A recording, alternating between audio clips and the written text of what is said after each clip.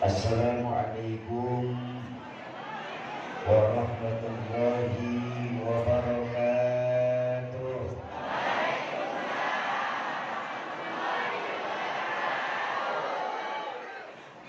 Alhamdulillahil aliyyul akbar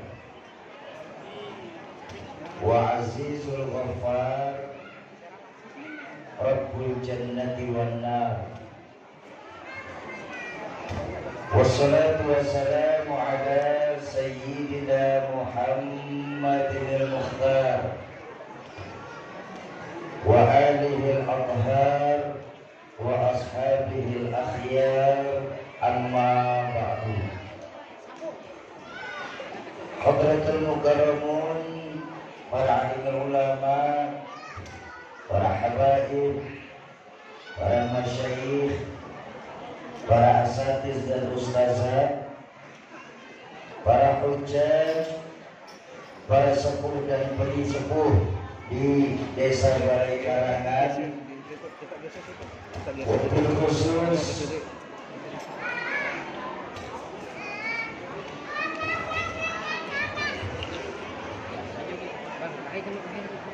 khusus untuk segenap pimpinan pondok pesantren yang ada di Sekayam.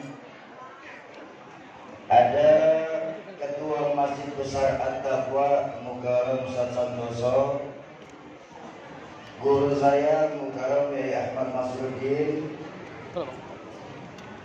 Abang Muhammad Afif Syuhada. Mudah-mudahan Allah panjangkan usia guru-guru kita dalam menegakkan Islam, khususnya di Sekayam tercinta kita ini.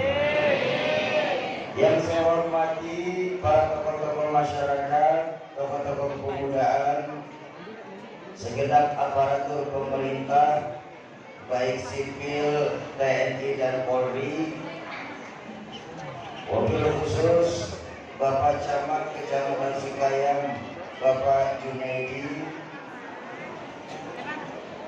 Bapak dan Kamil Sekayam, Bapak Kapolsek Sekayam, Ketua KUA, segenap anggota Dewan, Kepala Desa Balai Karangan,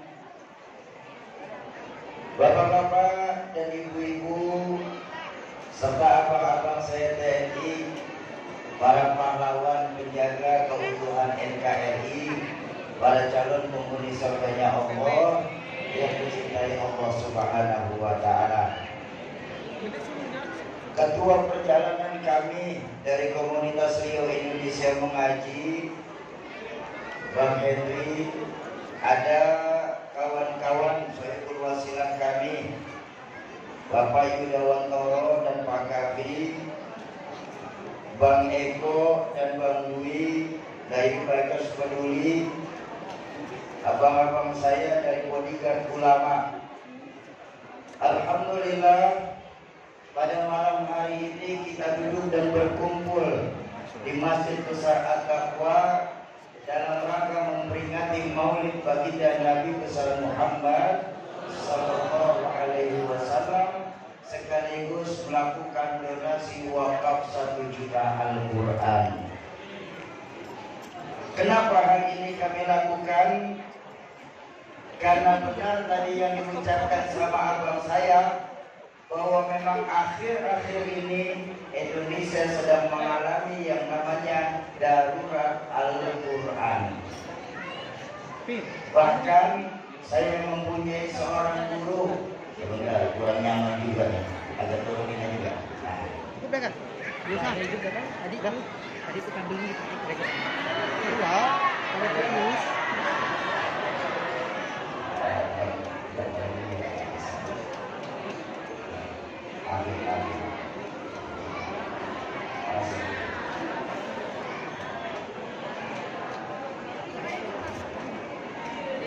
Bahkan saya mempunyai seorang guru Al-Mukarram Kiai Syarif Rahmat. Beliau salah seorang pengajar di PTI Jakarta, Perguruan Tinggi Ilmu Quran. Alhamdulillah santri beliau sudah tersebar mulai dari Sabang sampai ke Merauke. Satu hari beliau bikin semacam penelitian tentang kehidupan Al-Quran di Indonesia. Hasil yang beliau dapat dari penelitiannya, ternyata dari 100% penduduk Islam yang ada di Indonesia ini, tidak lebih hanya 52% saja yang bisa membaca Al-Quran. Artinya masih lebih dari 40% saudara-saudara kita di luar sana yang buta huruf hijaiyah.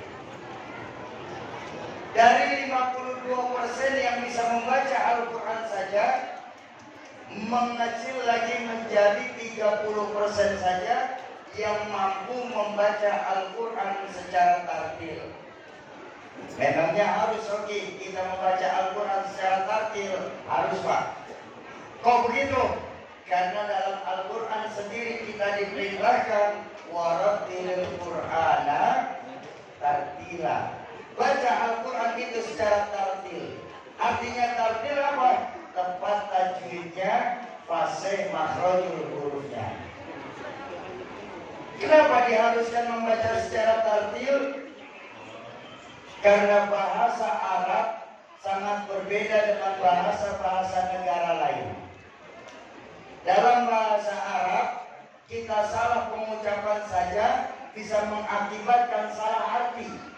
Contoh, nama saya yang diberikan orang tua saya adalah Syauqi. Syauq menggunakan huruf shin yang artinya kerinduan. Tapi ketika tadi Pak MC memanggil saya dengan sebutan Sauki, menggunakan huruf shin, maka berbeda arti sudah. Apa? Pasar arti.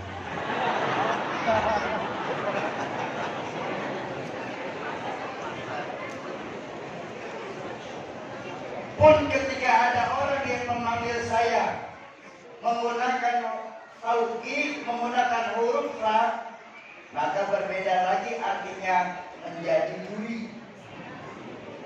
Coba, itu baru satu kosakata saja, berbeda arti, berbeda sebutan, berbeda arti.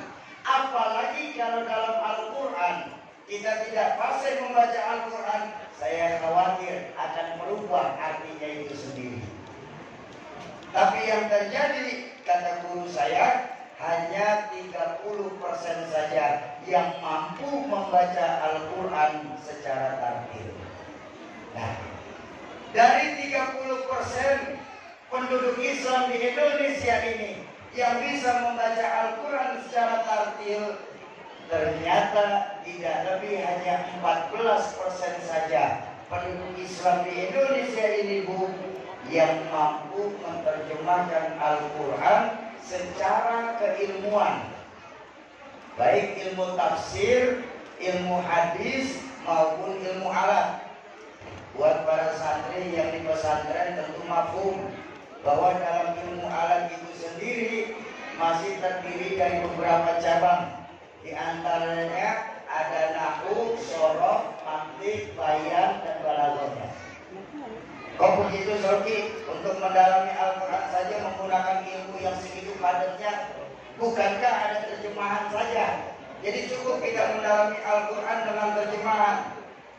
Bapak Ibu, kalau kita beristimbat atau mengambil hukum secara langsung dari sumbernya, tidak didasari dengan ilmu-ilmu yang ada, saya khawatir ini yang nanti dalam bahasa hadis disebut dolu, sesat, bahkan bisa menyesatkan.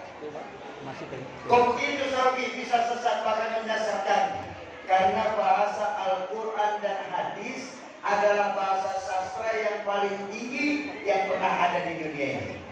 Bahasa Al-Quran pada khususnya adalah bahasa sastra yang paling tinggi yang pernah ada di dunia ini. Bukankah setiap nabi yang diutus ke dunia memiliki mukjizat sesuai dengan kondisi umatnya saat itu? Betul betul. Nabi Musa alaihi salam, ketika beliau diutus ke dunia ini, Pak, kondisi umat Nabi Musa saat itu lagi senang dengan hal-hal yang berbau sihir.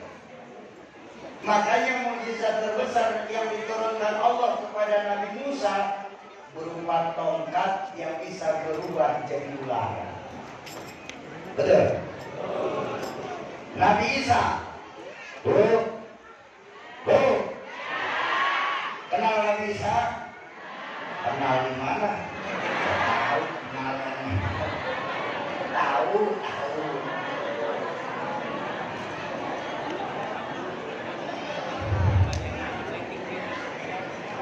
Nabi Isa alaihissalam, ketika beliau diutus ke dunia ini, kondisi umat Nabi Isa pada saat itu lagi senang dengan ilmu-ilmu pengobatan. Makanya mukjizat yang diturunkan Allah kepada Nabi Isa yang paling hebat berupa bisa menghidupkan orang yang sudah meninggal dunia. Pun baginda Rasulullah Sallallahu Alaihi Wasallam, ketika beliau diutus oleh Allah ke dunia ini, saat itu khususnya di Jazirah Arab lagi senang dengan hal-hal yang berbau syair. Makanya mukjizat terbesar yang diturunkan Allah kepada baginda Nabi berupa Al-Qur'anul Karim. Jadi nggak akan pernah bisa kita untuk beristimbat langsung kepada sumbernya, mengambil hukum secara langsung dari sumber. Makanya buat kita orang ahli sunnah wal jamaah, sumber hukum kita itu ada 4, bukan 2. Ada Quran, ada hadis, ada ijma, dan ada qiyas. Jadi nggak akan pernah bisa kita mengambil sumber hukum langsung dari sumbernya. Contoh, kalau kita mengambil hukum dari sumber, ada baginda Nabi pernah bersabda, "Sallu kama ra'aitumuni usolli." Salatlah kalian sebagaimana kalian pernah melihat saya sholat. Itu kan hadis sahih, betul? Baik. Kalau kita bicara tentang hukum, siapa di antara kita yang pernah sholat di belakang Rasulullah malam hari ini? Sebentar, boleh? Ada di antara kita malam hari ini pernah sholat menjadi makmumnya baginda Nabi? Ada? Atau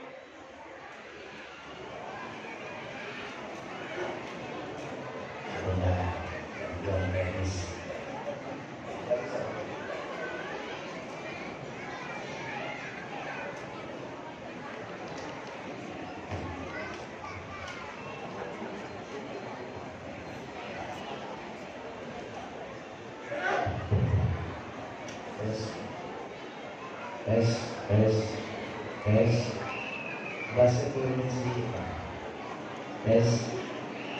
Mic-nya angkat lagi. Ya. Mic yang lain tutup saja.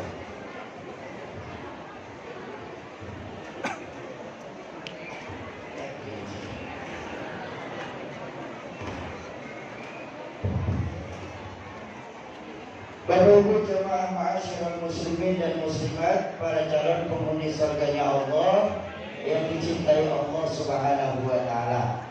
Nah, tapi yang terjadi bahwa hanya sebatas 13%, 14% saja penduduk Islam di Indonesia ini yang bisa membaca Al-Quran dan menerjemahkan Al-Quran secara keilmuan. Nah, yang paling memprihatinkan kata guru saya, dari 14% penduduk Islam yang bisa menerjemahkan Al-Quran secara ilmu itu sendiri, ternyata tidak lebih hanya 4% saja penduduk di Indonesia yang mampu menerjemahkan isi kandungan dan mengamalkan isi kandungan Al-Quran itu sendiri. Makanya kalau Bapak Ibu ingat, dulu saya punya orang tua Rahmatul Abror Izzuddin MZ pernah bilang begini, berapa banyak kita sekarang ini yang bisa membaca Al-Quran dengan suara merdu dapat piala, tetapi yang mengamalkan Al-Quran secara utuh justru dipenjara. Nah, atas dasar itulah makanya kami datang jauh-jauh dari Pekanbaru dan Jakarta ke Sekayam ini dengan harapan insya Allah malam hari ini jamaah Masjid Besar At-Taqwa ikut berpartisipasi dalam donasi wakaf Al-Quranul Karim. Insya Allah. Baik, Bapak Ibu jamaah ma'asyiral muslimin dan muslimat yang berbahagia. Menurut satu catatan sejarah, jumlah seluruh nabi yang diutus Allah ke dunia ini lebih dari 120.000 nabi. Tepatnya 124.000 nabi. Dari 124.000 nabi tersebut terpilih menjadi 25 nabi dan rasul yang tertulis dalam Al-Quran, dan insya Allah wajib kita orang Sekayam ini tahu, mulai dari Nabi Adam, Nabi Smith, Nabi Daud, Nabi Sulaiman, sampai Nabi kita Muhammad Sallallahu Alaihi Wasallam. Dari 25 Nabi dan Rasul yang tertulis dalam Al-Quran, masih dipilih lagi Pak sama Allah menjadi 5 Nabi dan Rasul yang kita kenal di Sekayam ini dengan nama Ulul Azmi. Siapa? Nabi Nuh, Nabi Isa, Nabi Musa, Nabi Ibrahim, dan Nabi kita Muhammad Sallallahu Alaihi Wasallam. Dari 5 Nabi dan Rasul Ulul Azmi ini masih dipilih lagi sama Allah menjadi 4 besar, 4 yang paling terbaik perjuangannya, tersabar menghadapi umatnya, terbagus akhlaknya. 4. Berapa Bu? 4. Yang satu nggak lolos audisi Bu, tereliminasi karena SMS-nya nggak cukup waktu itu. Ya kan sekarang musim SMS, habis saja sekarang dipilihnya pakai SMS kok. 4. Siapa? Pertama Nabi Isa alaihissalam. Beliau mendapatkan gelar Ruhullah. Nabi Musa alaihissalam, beliau mendapatkan gelar Kalimullah. Nabi Ibrahim alaihissalam, beliau mendapatkan gelar Khalilullah. Dan Nabi kita Muhammad sallallahu alaihi wasallam, beliau mendapatkan gelar Habibullah. Selesai? Belum. Kalau ibarat ibu-ibu di sini main arisan, dari 4 nama masih dikocok lagi Pak. Oplak. Keluar 1 nama. Siapa? Sang superstar. Superstar Pak. Beliaulah manusia agung yang diagungkan oleh Zat yang Maha Agung.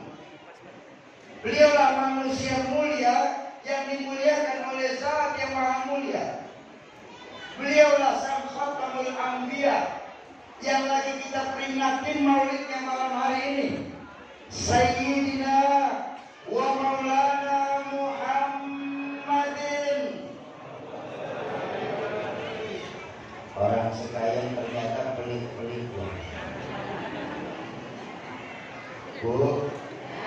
Orang Sekayam ini pelit apa tidak? Tidak. Satu hari baginda Nabi bertanya kepada para sahabat, wahai sahabatku, baik ya Rasulullah, tahukah kalian siapa orang yang paling pelit di antara kalian? Semua sahabat pada menjawab, ya Rasulullah, orang yang pelit itu adalah orang yang tidak mau sedekah. Itu bisa pelit, tapi bukan paling pelit. Mungkin orang yang paling pelit itu ya Rasulullah adalah orang yang tidak mau berbagi kepada saudaranya. Itu juga bisa sih kategori pelit, tapi bukan paling pelit. Kalau begitu sungguh hanya Allah dan Rasulnya yang tahu siapa yang paling pelit di antara kita. Baginda Nabi tersenyum, beliau berkata, orang yang paling pelit di antara kalian adalah orang yang ketika disebut namaku mereka tidak mau bersolawat atasku.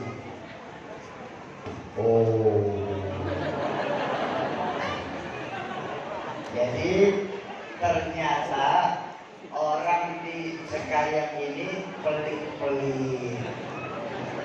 Pelit apa tidak? Baginda Rasulullah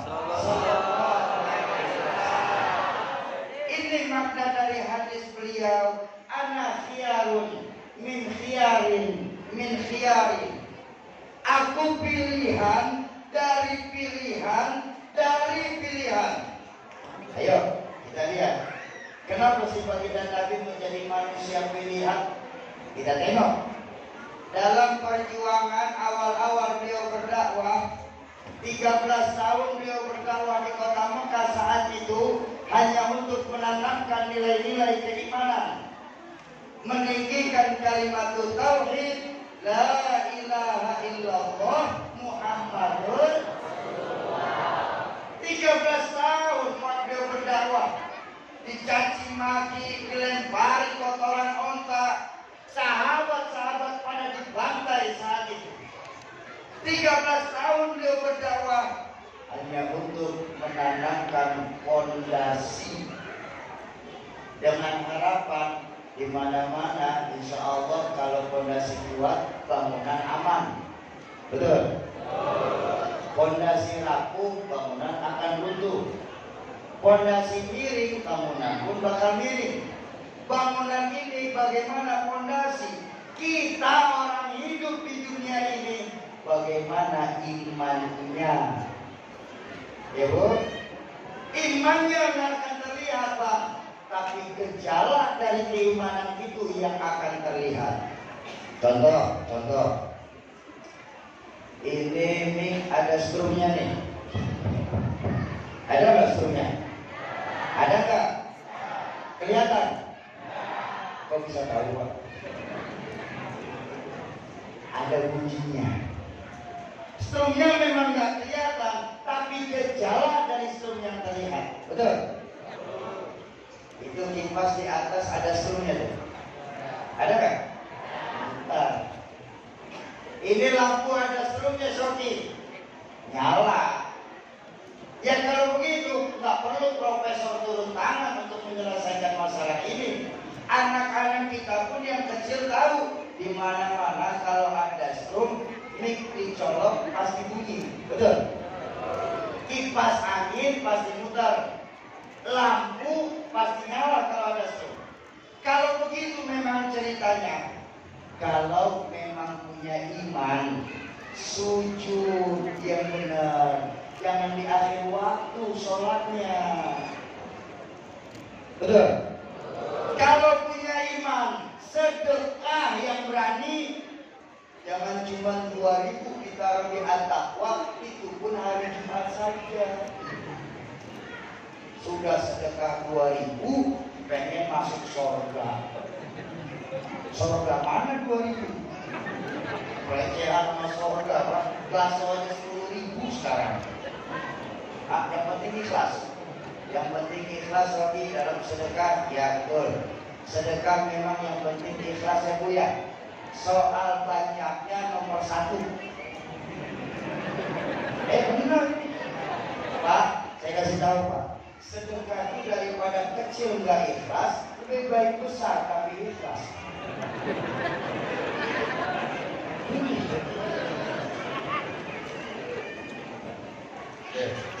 Tapi maaf Bapak Bapak Ibu, itu kalau jalurnya benar. Kalau jalurnya benar. Sekarang saya ajak berbanding terbalik. Strom ada nih, tapi mic gak mau nyala. Bukan ada di sini ujung, oh sorry, yang itu mic-nya korslet namanya. Betul betul. Apa namanya? Ya, salah. Memang jadi kalau maulid pada lemes begini ya. Setelah 2 tahun kita nggak ada peringatan maulid, sekalinya pemerintah melonggarkan boleh memperingati maulid, orang sekaya lemes begini sih. Bapak Ibu, ini malam hari ini kita lagi memperingati maulidnya seorang nabi yang karena beliau kita orang sekaya ada nih. Dalam hadis qudsi Allah mengingatkan bahwa sesungguhnya kalau tanpa engkau wahai Muhammad ma khalaqtul aflak. Laulaka ya Muhammad ma khalaqtul aflak. Kalau saja bukan karena engkau wahai Muhammad, sungguh tidak akan aku ciptakan sekaya ini dan beserta isinya. Masa iya sih? Kita di sini Bu lagi memperingati lahirnya manusia yang karena beliau kita ada pada lemes-lemes begini apa? Jadi kalau sempat dari mau semangat? Mau semangat? Saya minta ulang. Strom ada, tapi mic nggak mau nyala. Itu namanya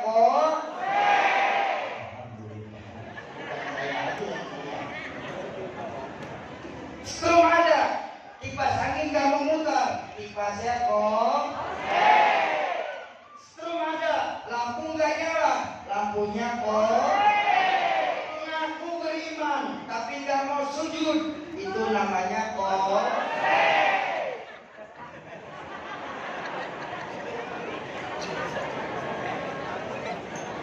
ngaku beriman, rumah dekat masjid bagus, nggak mau menghidupkan sholat berjamaah di masjid, itu namanya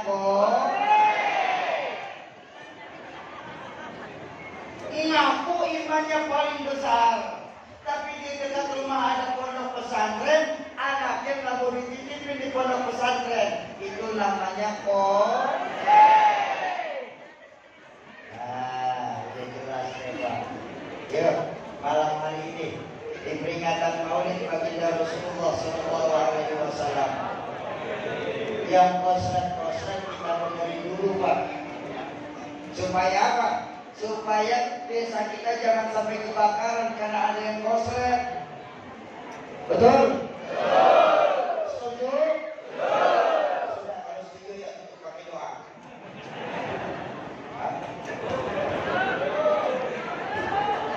Sampai jam berapa di sini nanti? Jam 12. Jam 12. Sekarang baru jam 9:30. Masih ada 1 jam setengah lagi. Kuat 2 jam setengah? Sanggup? Bapak, Pak, suaminya minta 2 jam setengah. Kuat?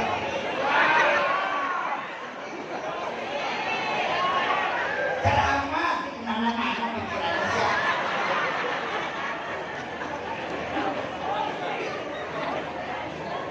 Kata Bapak, ini masih 2 jam setengah.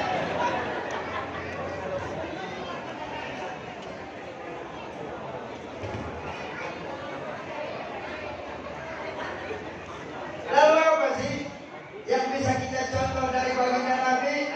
Segini aja lah malam hari ini kita omongin tentang baginda Nabi.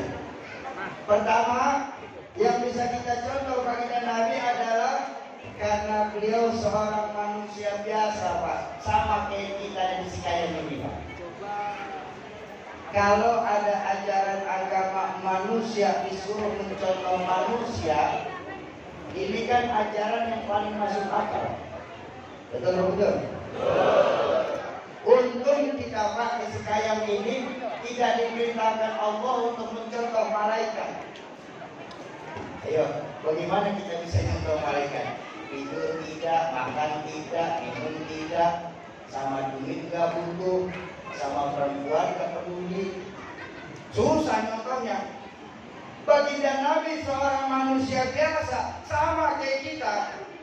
Bahkan dalam Al-Quran pun Allah menegaskan kepada baginda Nabi, Qul innama ana basyarun mislukum. Katakan kepada mereka, hai Muhammad, bahwa engkau manusia sama kayak mereka. Yang membedakan kita dengan baginda Nabi yuha. Beliau membawakan wahyu untuk disampaikan kepada kita orang sekalian. Jadi nggak akan pernah bisa Pak, kita menyamakan diri kita di sini dengan sosok baginda Rasulullah SAW. Bahwa baginda Nabi itu seorang manusia biasa, memang bahkan dalam berbagai riwayat maulid pun disebutkan bahwa baginda Nabi itu basyarun la kal basyar, manusia utuh tapi bukan manusia pada umumnya. Dalam segala hal baginda Rasul merupakan uswatun. Maka saya minta maaf sebelumnya. Ada sebuah syair yang ditulis oleh Imam Bushairi dalam kitab Burda yang bikin saya jatuh cinta. Imam Bushairi menulis syair tentang baginda Nabi itu dahsyat. Apa yang ditulis Imam Bushairi dalam Burda? Beliau menulis tentang Rasulullah itu ka'annahu wa huwa fardun fi jalalati fi ashkarin hina talqahu wa fi hasan. Bahwa sesungguhnya kehebatan baginda Nabi itu walaupun beliau lagi berdiri sendiri, tapi bahwa beliau laksana memimpin pasukan di medan perang. Allah, itu bahasa sastra, bahasa saya.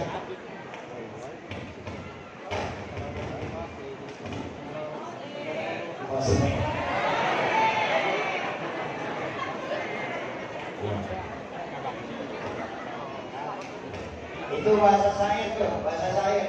Kalau bahasa mudanya begini, bahasa gampangnya.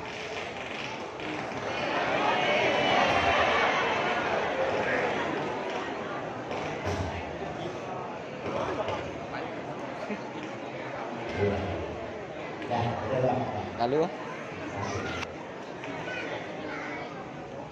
kalau bahasa mudanya kita kayak begini Bang. Orang hebat banyak, betul?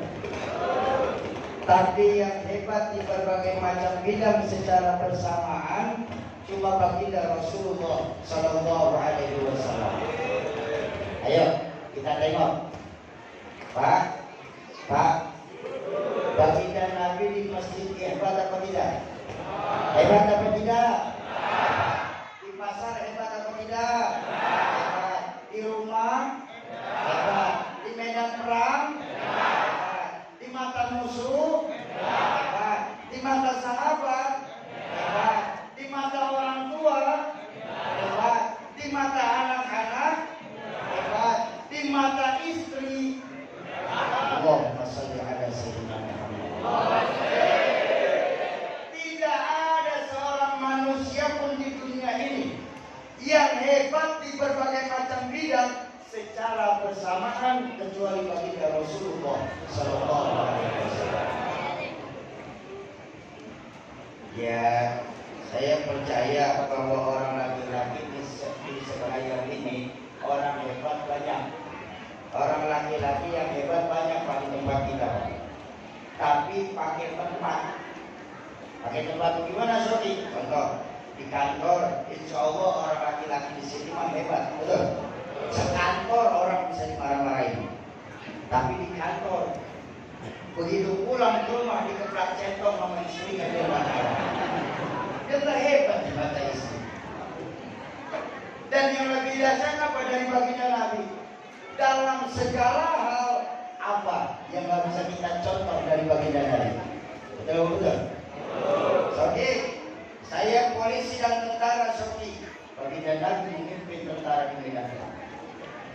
Saya pedagang Sofi. Baginda Nabi usia 9 tahun sudah berniaga sampai ke negeri Syam. Bayangkan, usia 9 tahun Rasulullah sudah melakukan niaga lintas negara.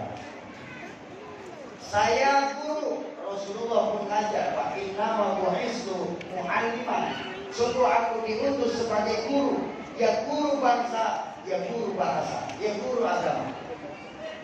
Saya presiden, Rasulullah memimpin bangsa dan negara. Saya politisi, Rasulullah pun politisi dulu, Bang. Buka perjanjian Hudaybiyah, lihat Fathul Makkah, contoh bagaimana Rasulullah berpolitik. Saya pendakwah, Rasulullah pun berdakwah.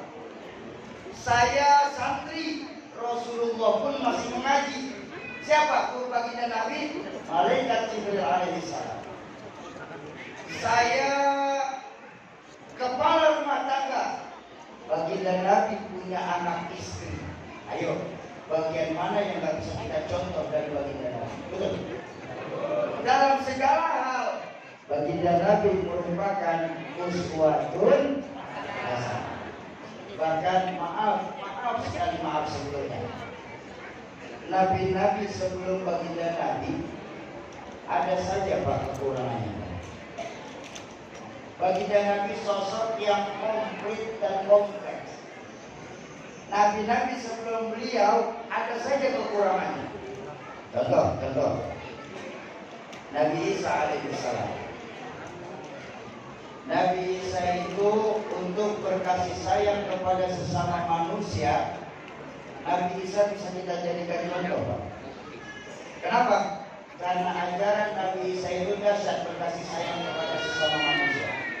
Apa ajaran yang diajarkan Nabi Isa untuk berkasih sayang kepada sesama manusia? Ajaran Nabi Isa itu, apabila kau ditampar pipi kirimu, berikan pipi kananmu. Luar biasa. Untuk berkasih sayang kepada sesama manusia, Nabi Isa bisa kita jadikan contoh.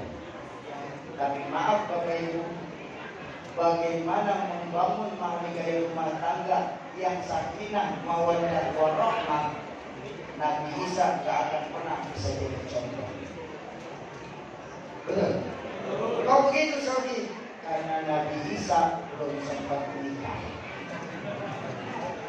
Iya kan? Ada beberapa pengikut Nabi Isa menyangka tidak nikah ajaran Nabi Isa. Ikut pada tidak nikah. Mubazir. Lawan diberi peralatan kok. Betul? Saya kalau ustaz nggak politika, saya pilih mundur ya ustaz.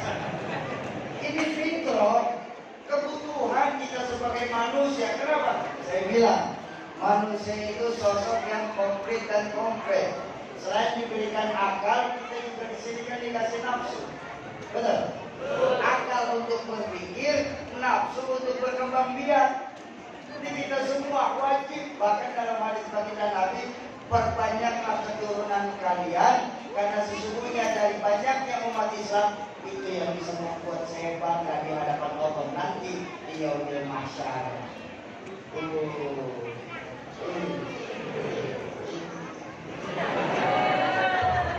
Iya Pak, saya kasih tahu Pak, kita punya perabotan Pak, lebih baik rusak terpakai daripada busuk menggantung.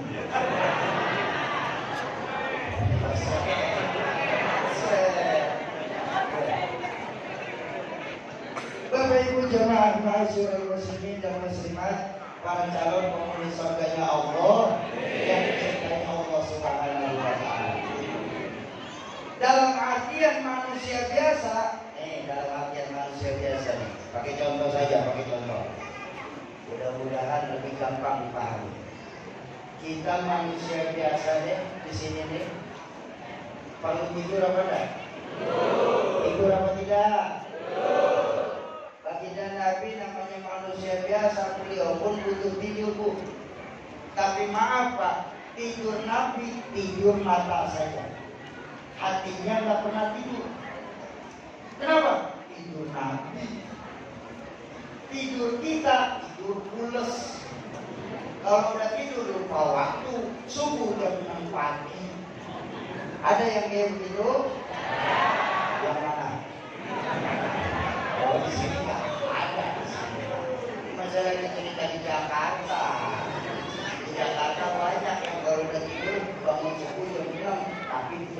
mata, bukan di sini. Di sini, insya Allah sama.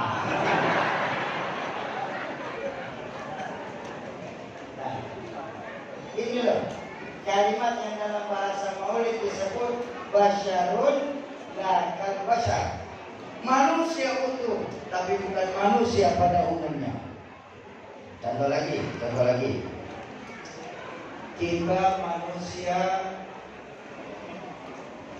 keringatan apa tidak? Keringatan itu udah pakai pipa sembilan katanya. Baginda Nabi pun seorang manusia biasa, Pak. Beliau pun punya keringat. Tapi keringat Nabi wangi bau minyak kasturi. Padahal waktu itu belum zaman parfum dan gak ada istilahnya Nabi menggunakan parfum. Betul? Keringat Nabi. Keringat kita. Masing-masing ada disebut alif, Pak. Satu lagi, biar mantap nyontohnya nih. Kita sebagai manusia biasa di kalangan ini berludah apa tidak? Berludah. Nabi pun sebagai manusia biasa, Bu, beliau pun berludah. Tapi maaf, Bu, ludah Nabi obat. Ludah Nabi. Apa aku ketawa duluan sih? Kan memang ada cerita, Pak. Ketika baginda Nabi lagi diuber-uber sama kafir Quraisy, berdua sama sahabat Sayyidina Abu Bakar Siddiq. Begitu mau masuk ke dalam goa, ditahan sama Sayyidina Abu Bakar. Sebentar ya Rasulullah, mau ngapain? Saya mau bersihin goa. Emangnya kenapa? Saya khawatir dalam goa ada hewan beracun yang bisa membahayakan engkau ya Rasulullah. Ya udah, bersihin goa sama Sayyidina Abu Bakar. Lagi enak-enak bersihin goa, tangan Sayyidina Abu Bakar digigit ular beracun. Digigit ular. Tak. Kaget Sayyidina Abu Bakar. Tapi masih ditahan. Itu lukanya merah, pedih, bengkak saat itu juga. Ular Arab. Ya memang kan kejadiannya di Arab. Tapi udah main aja nggak sih ya?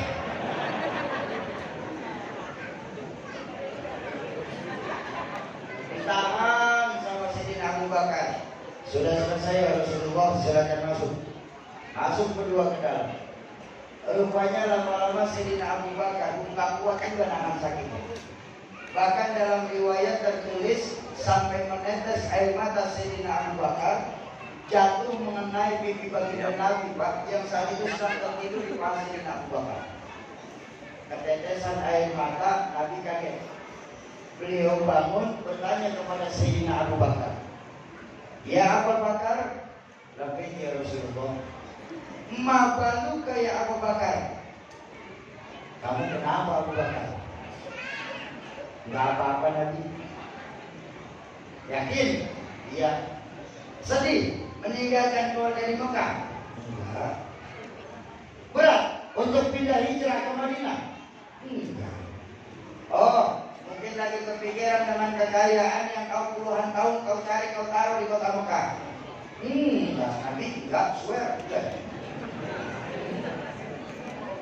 Itu bahasa sini. Swear, enggak. "Lalu kenapa kamu menangis Abu Bakar?" "Oh, tangan Nabi digigit ular, ini mau bengkak Nabi." "Kenapa nggak ngomong dari tadi?" "Saya nggak ingin merepotkan engkau ya Rasulullah." Allahumma sholli ala sayyidina Muhammad. Ada pelajaran yang bisa kita ambil di sini. Apa pelajarannya? Sahabat baginda Nabi Sayyidina Abu Bakar Siddiq yang tangannya sudah digigit hewan beracun masih ditahan sedemikian rupa karena tidak ingin melihat Rasulullah bersusah. Kok kita sekarang di sekalian ini ngaku cinta Nabi, ngaku ingin mendapatkan syafaat Nabi, ngaku kita sebagai umat Nabi, Baru dulu peringatan Maulid 2 jam saja udah pada kipas-kipas. Duduk udah serba salah. Entar ke kiri, entar ke kanan. Ada yang ke semutan, Pak, pinggir kita. Semutan.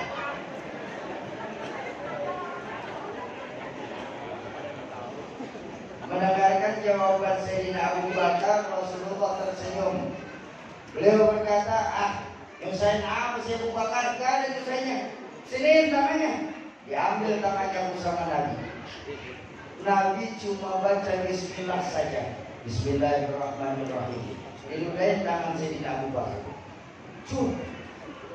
Sembuh, ringkas saat itu juga. Allahumma sholli ala sayyidina Muhammad.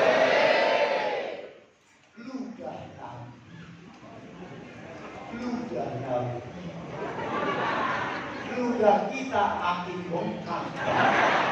Tetanus bisa kita. Ya maaf. Ini kan banyak dari kita nih pengen nyari keramat tempelan, Pak. Udah datang ke majelis ilmu nggak mau, baru nemuin sebuah makalah langsung diamalin nggak pakai guru. Allahu Akbar. Ada sebuah makalah mengajarkan man qara'a bismillahirrahmanirrahim tsumma marra 'alal ma' falyajmu.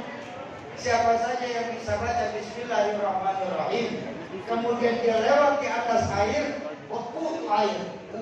Orang baca bismillah bisa jalan ngambang di atas air. Pertanyaannya, orang yang bagaimana yang baca bismillah? Betul. Orang kita di kalangan ini, Pak, silakan baca bismillah 1000 kali. Lewat di tengah sungai. Nyemplung.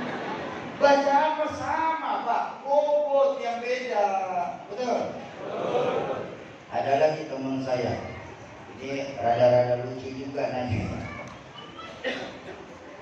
Teman saya itu macam-macam, Pak. Teman saya itu alhamdulillah dari yang pernah salah pengen menjadi soleh ada. Dari yang haram jadah sampai habis jadah pun punya. Teman saya. Satu saat dia nanya sama saya, Sogi, kenapa Bang? Ini Nabi Ibrahim bisa kebal api mungkin lantaran baca ayat ini kali Sogi. Ya naru kuni bardan wassalaman ala Ibrahim. Wahai api, dinginlah sampean. Dari Jawa soal waktu ini. Udah damaiin aja. Dan dinginlah sampean, selamatkan Nabi Ibrahim. Mungkin karena baca ayat ini kali Nabi Ibrahim bisa kebal api Sogi. Saya bilang, ya sudah Bang, kalau yakinnya begitu silakan amalin ayat itu 100 kali. Nyemplung ke dalam api Bang. Kayak hitam. Bacaan sama bacaan, bobot yang beda. Betapa bobot kita ini, maaf, sudah terlampau banyak atas perbuatan-perbuatan salah yang kita lakukan. Betul? Ibu-ibu nih, kaum perempuan nih. Ini seharusnya nih, kaum perempuan amat sangat berterima kasih kepada baginda Nabi. Kok begitu Soki? Karena baginda Nabi yang mengangkat harkat dan derajat kaum perempuan. Allahu Akbar. Bu, perempuan sebelum ada Islam itu, Bu, nasibnya menyedihkan dan memilukan. Kenapa? Kalau kita CS Pak, ini karena SMP masalah ini. Saya ajak ngomong dulu ya Bu. Bu, perempuan sebelum ada Islam seolah-olah tugasnya itu dilahirkan hanya untuk melahirkan, sebatas pemuas syahwat belaka. Tugas perempuan sebelum ada Islam gak boleh lebih dari segitiga. Dapur, sumur, kasur.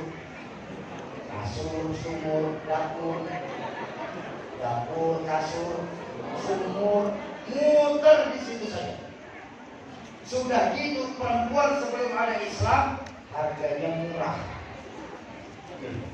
Murah.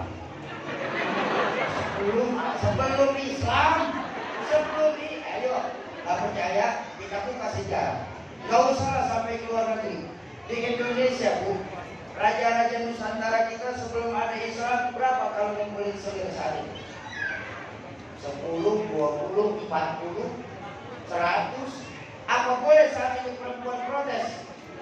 Nggak boleh. Seorang para tuan tanah di Timur Tengah, Pak, sebelum ada Islam itu kalau ngumpulin selir itu ratusan. Yang melakukan pelecehan terbesar itu salah seorang kaisar terakhir dari dinasti Ming. Dia bangun istana di Cina itu di Forbidden City 1000 kamar. Kenapa? Selirnya 1000. Allahu Akbar. Saya nggak bayangin Pak Raja kalau selir 1000. Kapan dia pakai kolor? Dia 1000 bayangin aja sudah. Pikirin, jangan dibayangin lah.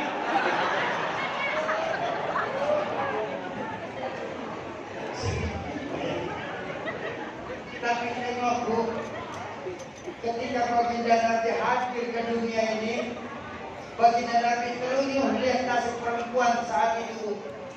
Keluarlah sabda beliau yang dahsyat. Apa? An-nisa imadul bilad. Perempuan itu tiangnya negara. Kalau baik perempuan, baik negara. Kalau rusak perempuan, hancur negara.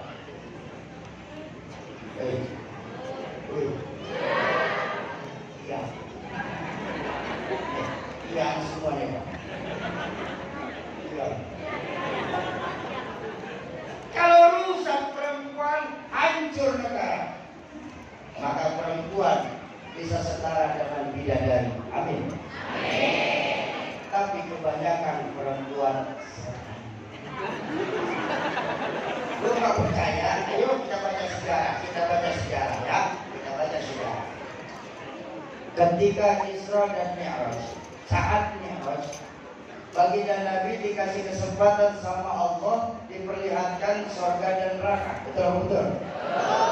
Ketika kembali di Mekah, para sahabat bertanya kepada baginda Nabi, "Ya Rasulullah, siapa yang paling banyak menghuni neraka?"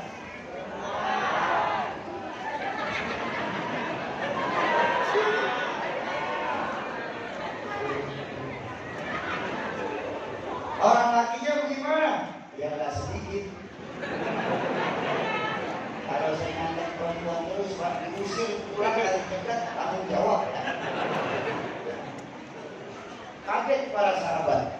Ya Rasulullah, kalau lebih banyak perempuan masuk neraka ya Rasulullah dibanding laki-laki. Itu yang saya lihat. Apa perempuan tersebut nggak sholat? Sholat. Apa perempuan tersebut nggak pengajian? Rajinan perempuan daripada laki-laki itu pengajian. Lalu apa ya Rasulullah yang membuat para perempuan lebih banyak di dalam neraka? Baginda Nabi bersabda, "Hunna yakurnal asir." Sungguh perempuan tersebut kurang rasa berterima kasihnya kepada suaminya.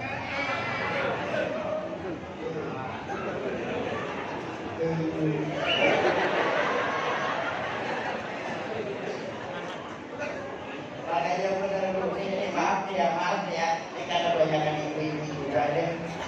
Ibu saya nih Bu, Muhammad Sauki. Kalau saja di alam saya boleh memilih, Pak.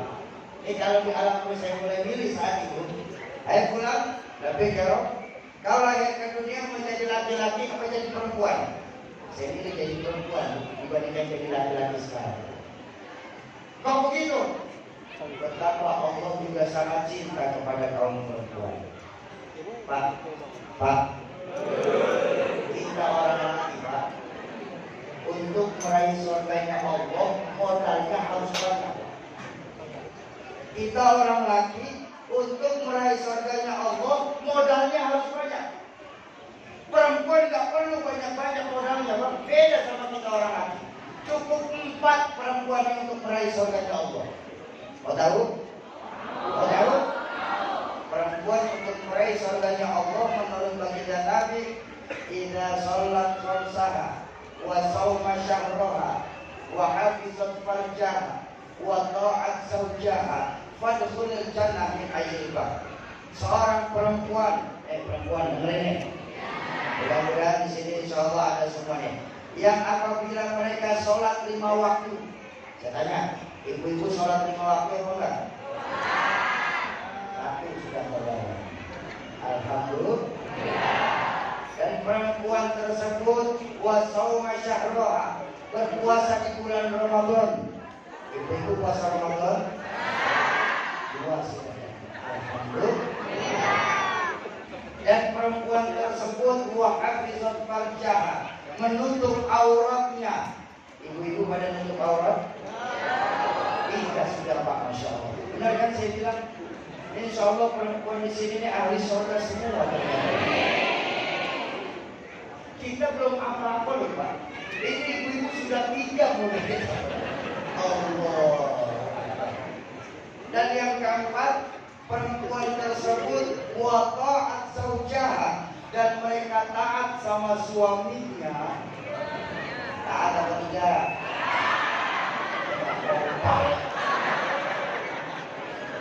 Ibu-ibu sih bilang taat, suami nggak ngomong.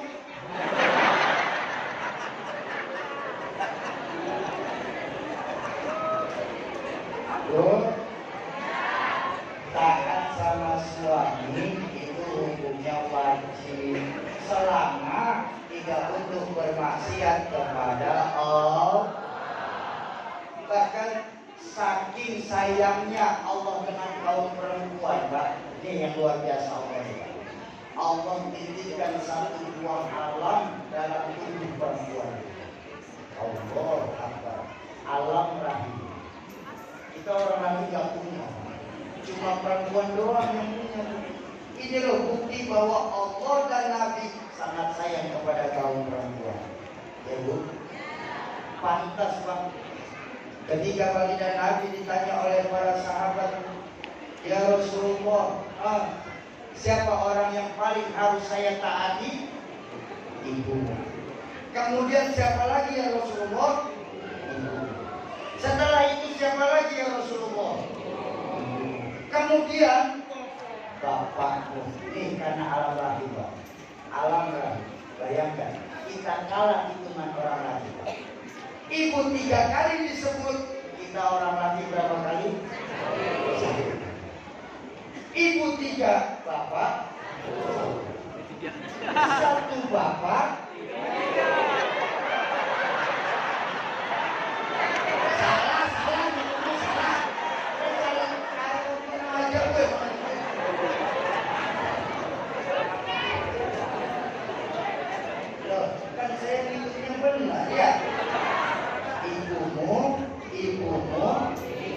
Setelah itu kan benar, ibu 3, bapak 1 bapak.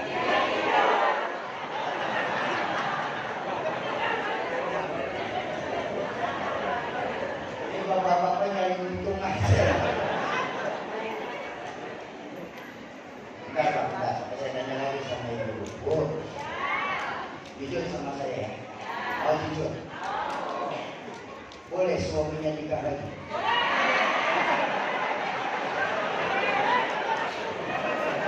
Saya tanya, biar kompak. Boleh suaminya nikah lagi?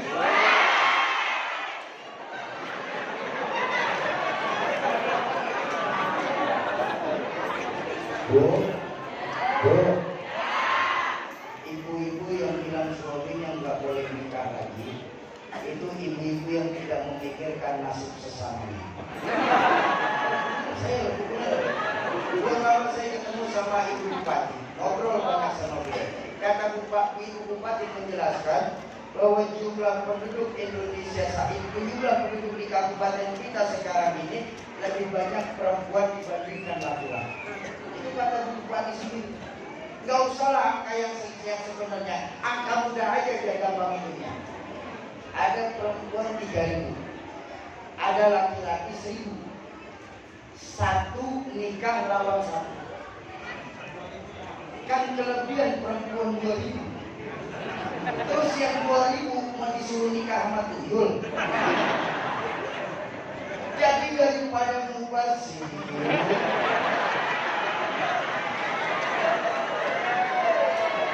Bapak siap, aja siap.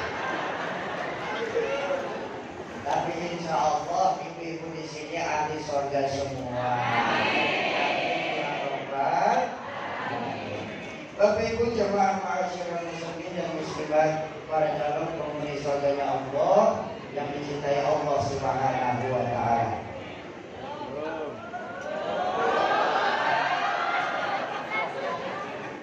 Ya, benar sebentar. Saya kasih tahu dulu ya. Bapak Ibu, maaf sekali maaf. Ceramah itu kerja berat ya. Kalau nggak percaya coba ibu lihat dari tadi tuh. Kaki kiri nahan bobot badan, itu enak itu. Tangan unjuk terus nggak istirahat. Ini otak mikir bu, ngomong apa lagi saya, Mulut teriak, urat daya kenceng. Tenggorokan kering, perut keroncongan. Udah 1 jam yang kemarin terus. Jamaah takwa yang bikin Ustaz cepat mati. Bercanda. Oh iya. Bapak Ibu jemaah ma'asyiral muslimin dan muslimat, para calon penghuni surganya Allah yang dicintai Allah Subhanahu wa taala. Membuktikan manusia Nabi bukan setengah malaikat, setengah manusia. Baginda Nabi juga bukan keturunan dari Superman. Beliau manusia biasa sama kayak kita. Namanya artinya manusia biasa. Apapun yang baginda lakukan, insya Allah walaupun tidak 100%, kita orang sini insya Allah kan bisa diikuti. Betul? Sekarang kalau saya boleh tanya, kita yang hadir malam hari ini di At-Taqwa ini cinta nggak sama baginda Nabi?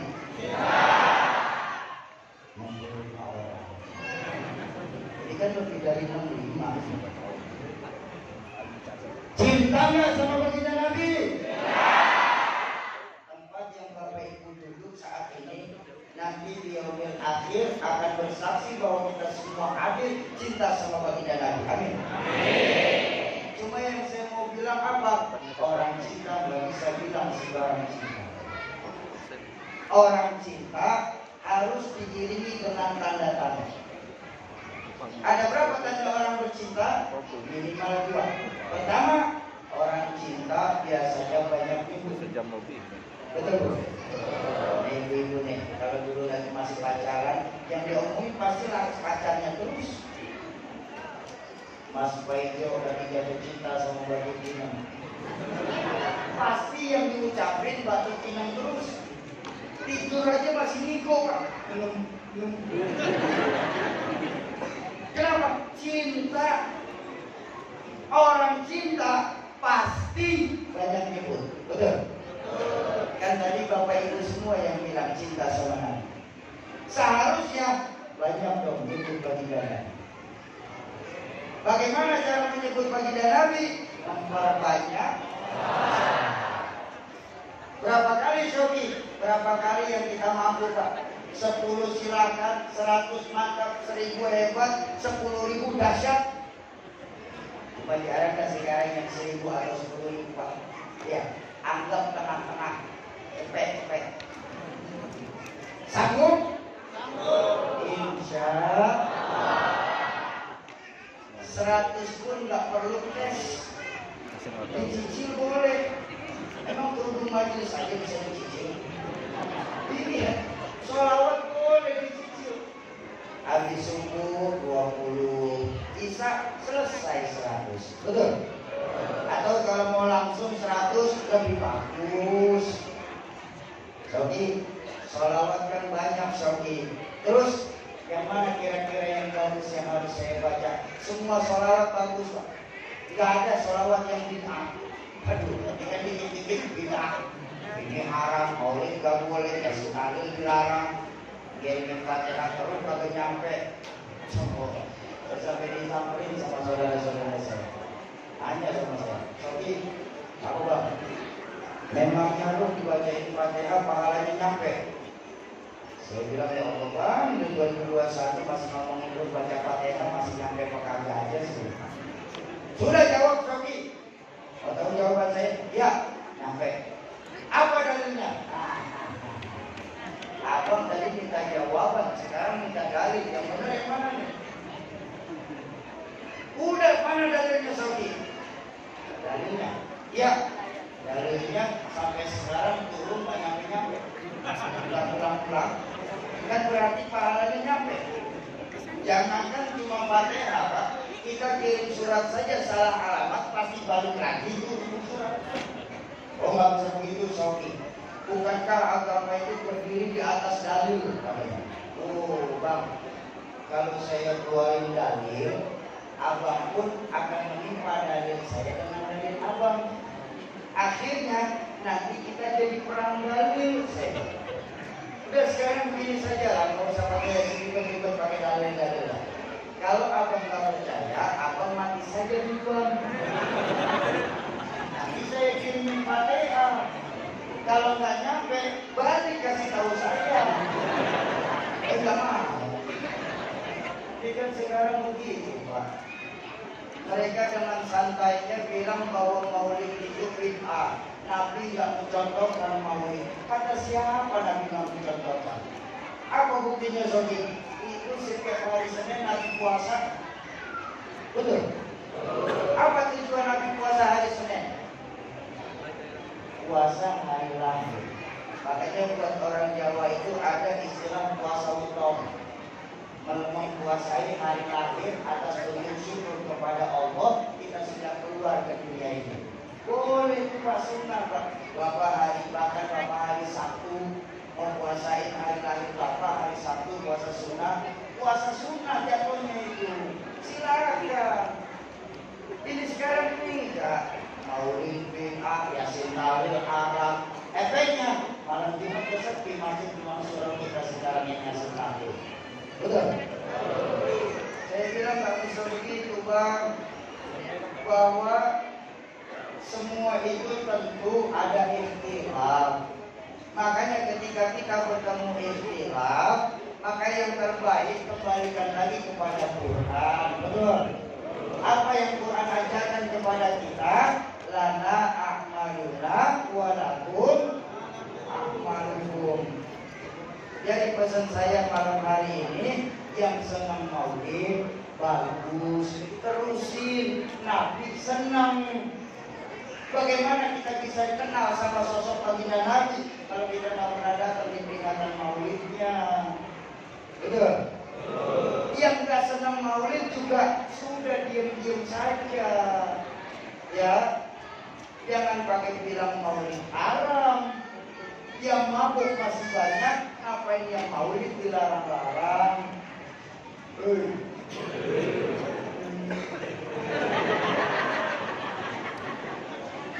Sudah kembalikan kepada Al-Quran. Lana a'maluna walakum a'malukum. Selesai urusan. Perbedaan di tengah-tengah umat itu rahmah, selama tidak untuk berpecah belah. Ayo sama-sama kita nih, apalagi kita di daerah pemilih nih, hampir perbatasan, ya.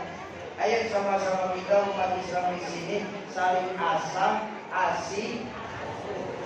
Jangan sama-sama kita bahkan saling gasak, gesek. Setuju?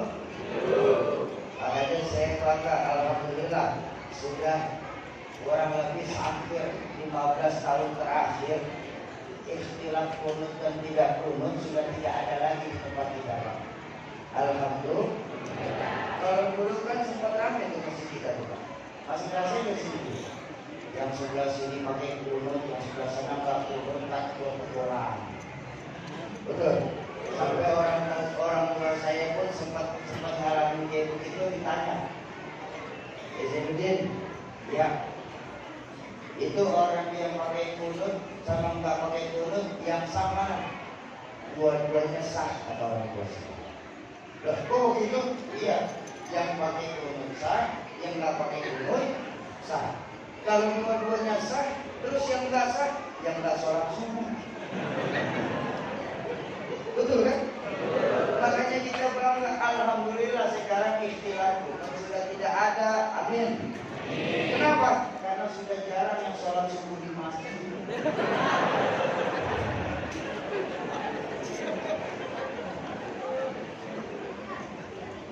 Bapak Ibu jemaah masyarakat muslimin dan muslimat, para calon penghuni surganya Allah yang dicintai Allah Subhanahu wa taala. Ya sudah jadi, kalau memang sholawat kalian bid'ah, berarti yang bagus yang mana? Kita orang Ahlus Sunnah wal Jamaah biasanya menggunakan sholawat kamilah. Bagus itu sholawat kamilah. Baca sholawat kamilah kalau hafal. Allahumma sholli sholatan kamilah wa sallim salaman taman ala sayyidina Muhammadin alladzi tanhalu bihi al-qurb wa tanfariju bihi al-qurb wa tudda bihi al-hawaij wa tunalu bihi al-ghaib wa husnul khawatim wa istasqal ghamam fi wajhil karim wa ala alihi wa sahbihi fi kulli lamhatin wa nafasin bi adadin kulli ma'lumin. Baca sehari 100. Oke, kenapa Bu? Sholawat kamilah kepanjangan soalnya. Kalau langsung 100, kan saya mesti masak buat keluarga. Udah tukang sayur pada tutup nanti. Terus, tapi saya masih pengen tetap sholawatan soalnya. Lalu, ada nggak sholawat yang pendek? Ada nih. Sholawat kan banyak ya, betul. Apa yang lebih pendek sholawat dari sholawat kamilah? Contoh sholawat Fatih. Baca sholawat Fatih kan jauh lebih pendek dan lebih cepat. Apa sholawat Fatih?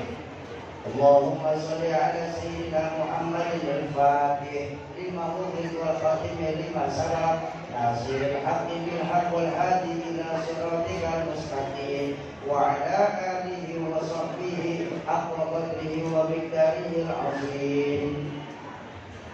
Masih kepanjangan juga. Masih kepanjangan juga saudara.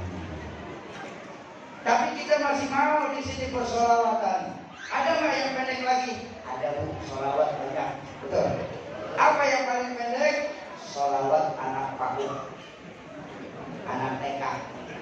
Allahumma sholli ala sayyidina Muhammad. Allahumma sholli ala sayyidina. Yang penting benar-benar kita buktikan Pak, bahwa kita cinta sama Baginda Nabi. Amin.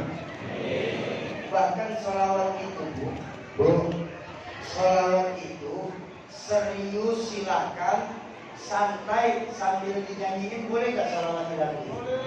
Boleh Bu, sholawat dilakuin. Ibu-ibu sambil bikin masakan untuk keluarga, sambil baca sholawat tuh. Allahumma sholli wa sallim ala sayyidina wa maulana Muhammadin adada ma fi ilmillahi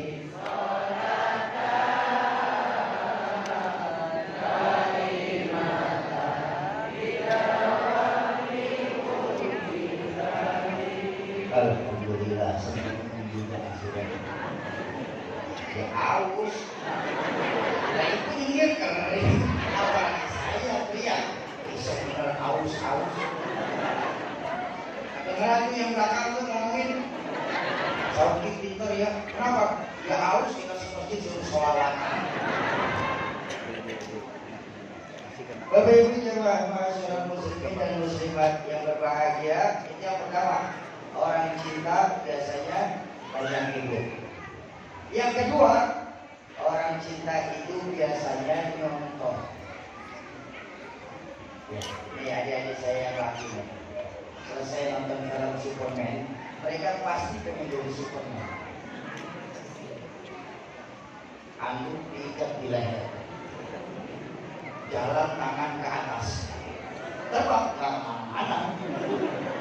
Cuma karena cinta, nonton. Betul? Adik-adik saya yang muslimat lagi senang sama film India, sarukan. Nggak boleh dilihat dia kayak manjur sama pohon. Pokoknya nyender terus nyanyi. Kok begitu? Cinta. Orang cinta biasanya mencontoh, betul? Kan tadi kita semua yang hadir di sini cinta, bilang cinta sama baginda Nabi. Kalau gitu contoh dong baginda Nabi. Bagaimana cara mencontoh baginda Nabi? Menghidupkan kembali sunnah-sunnahnya.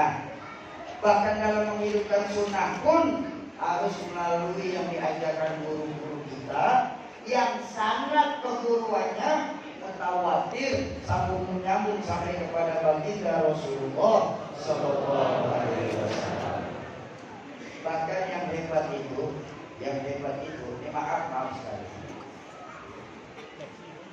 Yang hebat dari baginda Nabi, Pak.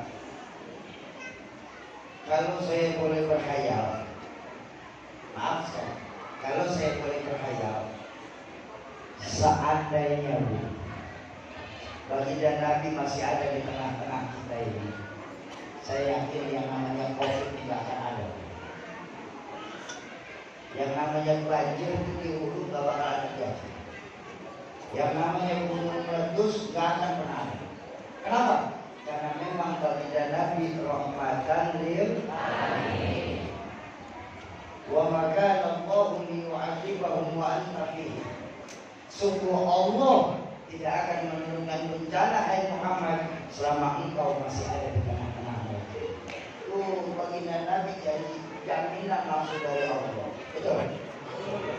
Tapi kan permasalahannya Bu, baginda Nabi ini sudah tidak lagi ada di tengah-tengah kita. Baginda Nabi sudah tidak ada lagi di atas permukaan bumi. Baginda Nabi sudah ada di bawah permukaan bumi. Makanya beruntung Pak, ayat Qur'annya masih nyambung. Apa sambungannya? Wa maka Allahu mu'adzibahum wa hum yastaghfirun. Dan Allah juga tidak akan menurunkan bencana di tengah-tengah kita selama di tengah-tengah kita masih banyak yang istighfar. Ayo kita lazimkan istighfar kita, ya. Ingat, dosa kita setiap saat bertambah Bang. Kesalahan kita di setiap waktu meningkat.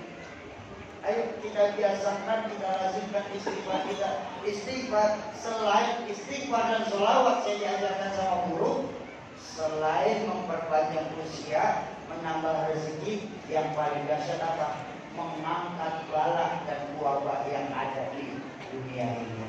Ayo kita biasakan lazimkan istighfar. Bahkan saya mau bilang maaf, kita semua tahu malam hari ini di masjid ini bahwa manusia yang paling bersih hatinya kan Rasulullah, betul? Manusia yang paling mulia akhlaknya pun Rasulullah, setuju? Bahkan saya berani bilang satu-satunya manusia yang mendapatkan jaminan ampun atas segala dosa langsung dari Allah pun cuma beliau. Apa buktinya? Liyaghfira lakallahu ma taqaddama min dhanbika wa ma ta'akhkhar. Hai Muhammad, dosamu yang dulu, yang sekarang atau yang akan datang, itu pun kalau ada sudah bebas ampunan dari Allah. Tapi Bapak Ibu, lihat bagaimana dosa sudah diampuni, hati paling bersih, akhlak paling mulia. Tapi baginda Nabi kalau sholat malam sampai bengkak kakinya karena kelamaan sujud. Allahumma sholli ala sayyidina Muhammad. Saya juga tahu di sini Pak banyak yang kakinya pada bengkak. Mas Murad, masih banyak. Coba tunjuk tangan. Saya mau ngasih obat, saya mau ngasih oleh-oleh. Mau nggak saya kasih oleh-oleh? Ini keberkahan maulid biar enak lagi ibu bapak yang punya al-sempurna ibadahnya. Mau? Saya punya teman di masalahnya. Dia lulusan dari Harvard, Fakultas Kedokteran di Harvard University Amerika. Belum lama bulan kemarin dia telepon saya. Tapi gimana kabar COVID di sana? Saya bilang alhamdulillah masih berlangsung. Ya iya kan? Ditanya, tapi ya orang tua kita jamaah masjid masih banyak yang kena asam urat. Saya bilang alhamdulillah masih banyak. Ini alhamdulillah kata teman saya, kita di sini sudah berhasil menemukan obat asam urat. Supaya apa? Supaya orang tua kita yang di masjid itu ibadahnya lebih enak lagi. Oh enggak, saya kasih tahu obatnya. Oh enggak. Ternyata obatnya gampang. Insya Allah di warung-warung ada. Mau tahu? Rexona tahu? Itu obat asam urat paling manjur. Diolesin sama Rexona. Asam ketek aja bisa hilang.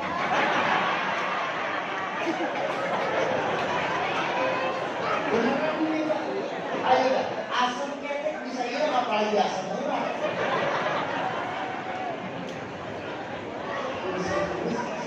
Bercanda.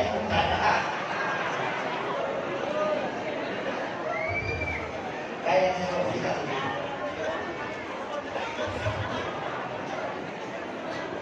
Kayak saya bilang ini konteks ya, konteks itu berbeda. Kalau memang benar kita nyontoh baginda Nabi, ini konteks kepada nyontoh baginda Nabi. Baginda Nabi itu satu hari paling tidak 100 kali istighfar. Ya. Makanya dalam menghidupkan sunnah baginda Nabi, Pak, jangan cari yang paling susah, Pak. Cari yang paling mudah. Betul? Apa yang paling mudah dalam menghidupkan sunnah Nabi, Soki?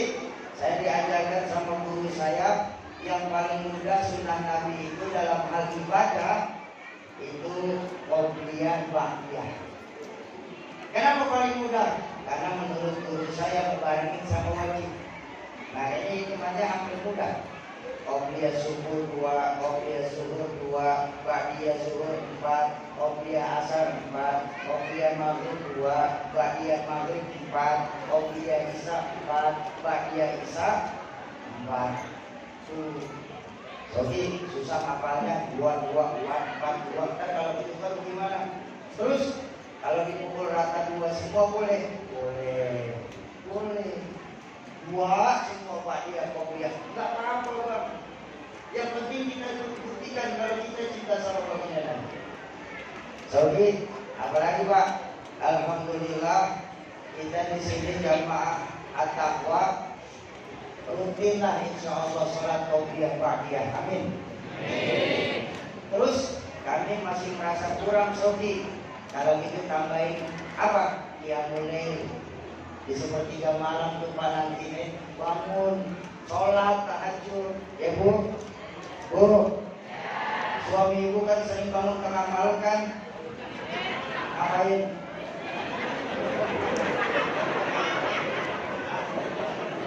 Suami ibu bikin telepon malaikat tuh. Malaikat sudah siap-siap mengambil buku catatan, Pak. Kirain mau tahajud ke WC.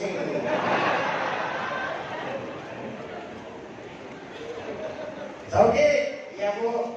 Alhamdulillah kita di sini namanya Qiyamul Lail. Ya sekali 2 kali pernah lah, Sobi. Alhamdulillah.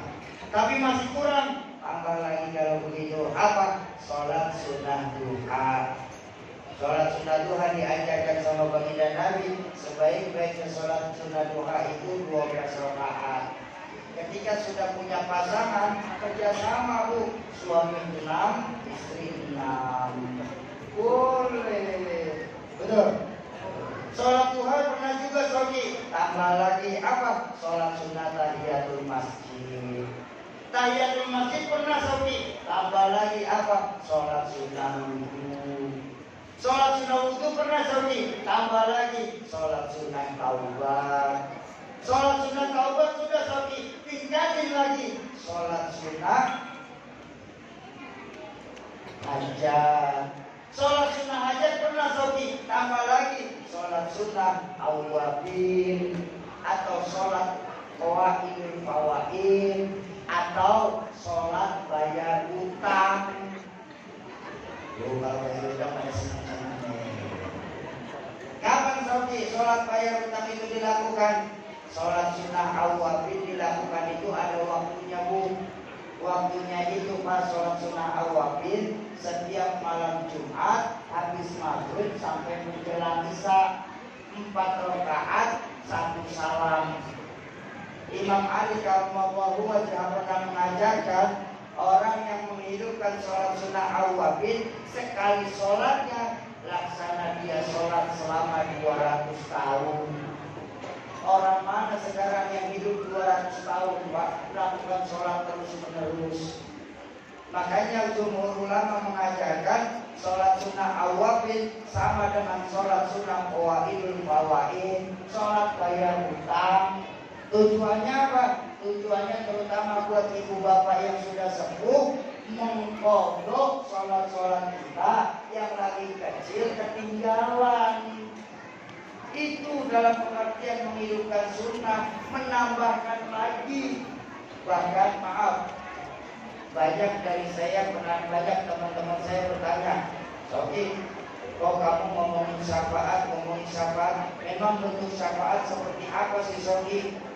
Saya bilang, kalau bentuk syafaat saya kurang tahu dan hanya Allah dan Rasulullah yang tahu bagaimana bentuk syafaat. Tapi saya bilang syafaat itu untuk umpama contoh saja, syafaat itu Pak, kita punya sarung kita pas bagian aurat buat ibadah itu bolong. Syafaat itu nambelin bolong sarung sehingga bisa dipakai sholat lagi. Itu syafaat. Jadi jangan berharap sholawat nggak pernah, sunnah juga nggak mau, terus di akhirat ngomong kita mendapatkan ini mengharap syafaat dari engkau ya Rasulullah. Syafaat dari mana? Betul. Itu ibarat nggak punya sarung, pengen nambel. Mau nambel yang bagian mana? Jadi kalau memang benar kita cinta sama baginda Nabi, ayo kita contoh baginda Nabi dengan menghidupkan kembali sunnah-sunnah baginda Rasul. Ada lagi yang lebih hebat dari baginda Nabi. Apa? Ketika Sayyidatina Aisyah ditanya oleh para sahabat, ya Aisyah, ya, ma akhlaqur Rasul. Akhlak Nabi itu apa Aisyah? Sayyidatina Aisyah berkata, akhlaqur Rasul wa huwa al-Quran. Akhlak Nabi itu Quran. Ini cita-cita saya. Inilah cita-cita kami dari komunitas Indonesia Mengaji, dari Paskas, dari Paskas Peduli, dan dari komunitas bersuara. Ingin menghidupkan kembali Al-Quran, khususnya di Kalimantan Barat tercinta ini. Jadi Bapak Ibu, malam hari ini saya bawakan ke hadapan Bapak Ibu ini proposal investasi akhirat. Ini loh investasi yang paling menguntungkan buat kita Pak, dunia dan akhirat. Kenapa saya berani bilang ini investasi yang paling menguntungkan? Karena dalam Islam mengajarkan orang yang membantu orang lain dalam melakukan kebaikan, maka pahalanya sama seperti orang yang melakukan kebaikan itu sendiri. Betul atau betul? Ibu bapak kebiasaan setiap bulan Ramadan memberikan takjil kepada para musafir di jalan. Ada kan begitu tidak? Kenapa mau? Karena diajarkan insya Allah ketika kita memberikan takjil kepada para musafir di jalan itu, pahala puasanya musafir itu kita akan mendapatkan tanpa mengurangi pahala musafir itu sendiri. Betul? Apalagi Al-Quran. Pahala Al-Quran itu setiap hurufnya berbalas dengan 10 kali lipat. Allah Akbar. Tidak ada Pak yang pahala itu hanya dihitung setiap huruf kecuali Al-Quran. Kalau ibadah-ibadah lain ibadah-ibadah lain Pak, contohlah sholat berjamaah kita belajar dari guru saya 27 kali kebaikan daripada sholat sendiri. Betul ya? Baik. Tapi hitungan 27 itu satu kali sholat. Bukan setiap rakaat Allah akan ganti 27 kali. Sedekah juga begitu. Orang yang sedekah itu 100.000 Allah akan ganti dengan 10 kali lipat. Tapi yang dihitung 100.000-nya, bukan setiap rupiahnya.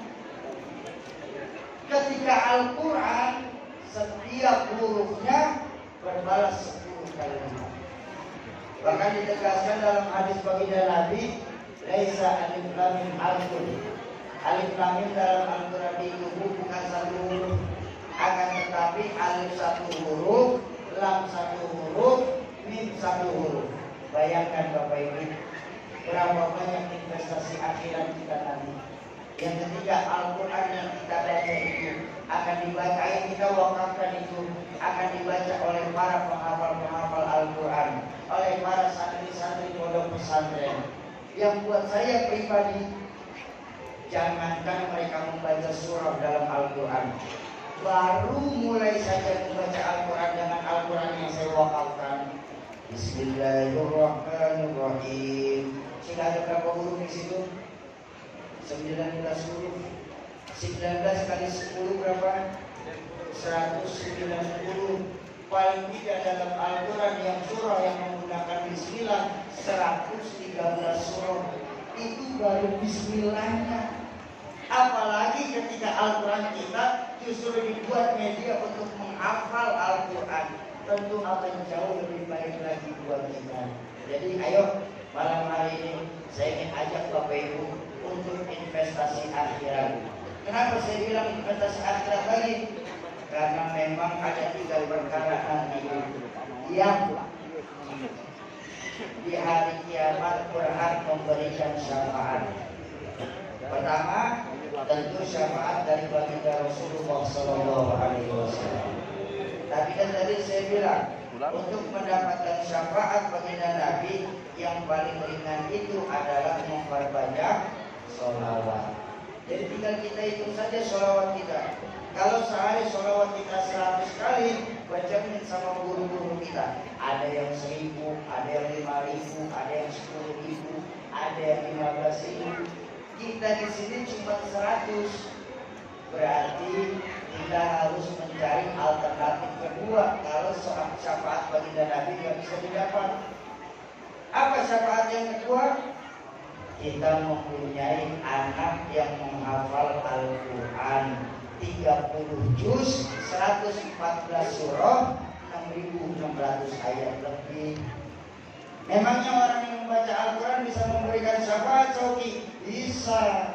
Dari mana? Dari hadis qudsi Allah berfirman, orang yang menghafal Al-Quran sungguh bukan lagi menjadi keluarga manusia, tapi mereka sudah menjadi keluargaku, kata Allah. Maka ketika mereka sudah menjadi keluargaku, maka aku berikan hak istimewa atas para penghafal Al-Quran, memberikan pertolongan kepada keluarganya, 4 ke atas dari dirinya, 4 ke bawah dari dirinya. Makanya beruntung waktu kalau kita punya anak yang hafal Al-Quran. Tapi tanya lagi sama diri kita semua malam hari ini, adakah keturunan kita yang hafal Al-Quran? Ada, Soki? Alhamdulillah. Tidak ada, Soki? Kalau begitu kita ambil alternatif yang terakhir. Apa yang ketiga yang memberikan syafaat nanti di hari kiamat? Syafaat dari Al-Quran itu sendiri. Jauh dari mana, Soki? Baginda Nabi bersabda, Iqra'ul Quran fa innahu ya'ti yaumal qiyamah syafi'an li ashabi. Baca itu Al-Quran baik-baik. Kenapa? Karena Al-Quran yang kita baca itu nanti di hari kiamat akan datang memberikan syafaat bagi para sahabat Al-Quran. Sahabat Al-Quran, baik yang menghafal Al-Quran, baik yang membaca Al-Quran, lebih-lebih yang menghidupkan kembali Al-Quran di masyarakat. Jadi malam hari ini ayo kita ikut berdonasi wakaf Al-Quran yang tujuannya untuk menghidupkan kembali Al-Quran di tengah-tengah kita. Bagaimana cara proses donasi nanti Al-Quran akan dijelaskan oleh abang saya Bang Hendri. Saya mohon untuk istirahat terlebih dahulu. Jangan lupa dulu sebelum nanti ditutup pakai doa. Silakan Bang Hendri.